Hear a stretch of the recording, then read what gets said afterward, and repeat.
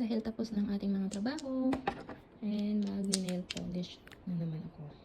Ito, may nakita kasi ako sa videos na maganda yung combination nila. Pinag-combine lang nila yung tatlong kulay. Ayan, gayahin natin. Tingnan natin yung resulta. Ayan, na putol ko na. Ang gagawin natin, i-wrap muna natin para kumapit yung gel polish. Kasi gel yung gagamitin ko ngayon.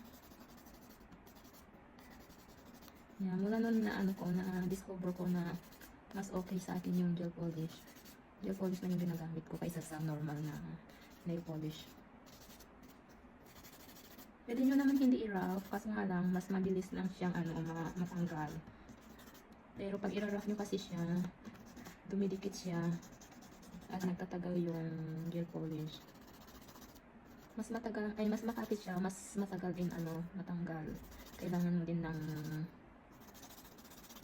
time para tanggalin ulit pag gusto mo nang palitan yung gel polish mo. Sa akin kasi hindi ko na siya masyadong nira-rough kasi ayoko yung magtagal siya. Kasi ang hirap niyang tanggalin pag sobrang rough. Mahirap siyang tanggalin yung nail polish niya. Yan. Okay na.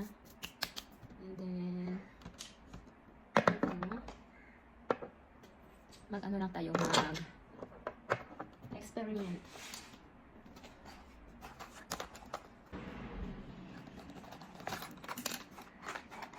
Tingnan natin.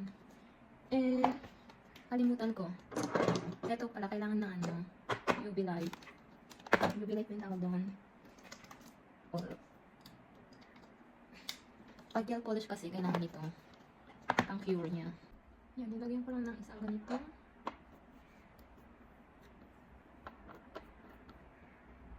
At pula din dun sa kabila niya. And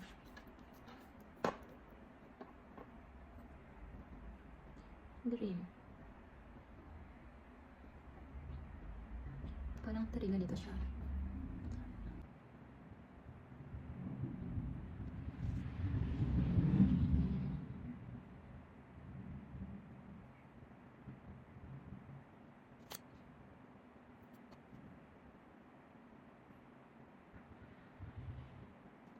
Yung akin lang.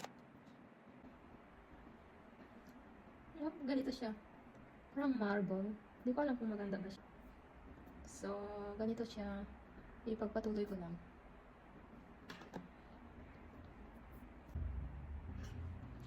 And then, gawin ko na yung mga iba.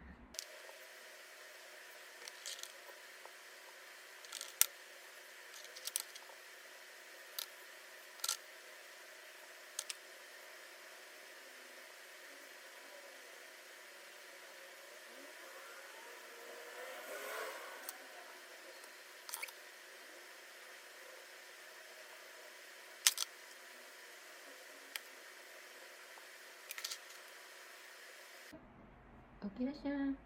Ito na siya. And then, galawan ko naman ngayon ng lagyan ko ng konting glitters.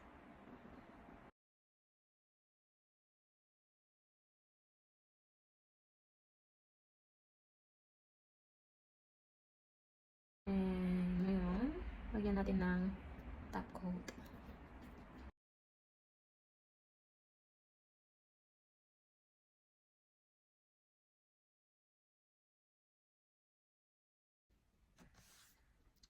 Yan. Okay na. Ang kagandahan dito, pag na-cure mo ng 90 seconds or more than 90 seconds, okay na siya. Ito. Okay na. Ito yung experiment ko.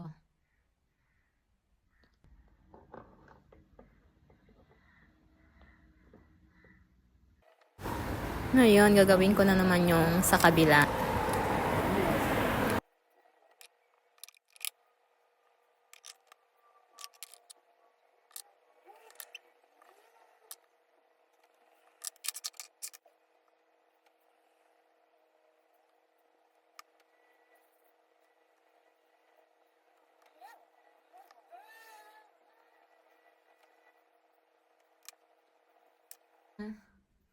Yan, tapos na silang dalawa. Dito sa mas maliwanag. Lagyan natin dito sa mas maliwanag. Yan, ito na siya.